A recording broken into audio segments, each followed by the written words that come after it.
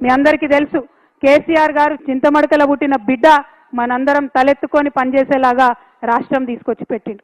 మరి చంద్రుడు అని పిలుస్తారు చాలా మంది ఇక్కడ, చంద్రం సార్ అంటారు చింతమడకల. మరి అట్లాంటి చంద్రుడికి ఇవాళ మచ్చ తెచ్చే పని కొంతమంది చేసిండ్రు. నేను అదే మాట చెప్పిన, మచ్చలేని చంద్రుడికి మీరు మచ్చ పెట్టిరనే మాట చెప్పిన. మీరు మచ్చ పెట్టిరని నేను చెప్పంగానే తల్లిని పిల్లని కాకుండా బాపిండ్రు. అట్లయినా కన్న ఊరు అమ్మగారి ఊరు, మీరు నన్ను కడుపులో పెట్టుకొని రండి, మీరు తప్పకుండా ధైర్యం కోల్పోకండి, మా ఊరికి రండి, అమ్మగారి ఊరికి రండి అని మీరు పిలిచిండ్రు. అందుకే చెప్తున్నా, మీ మేలు ఈ జన్మలో మర్చిపోలేను.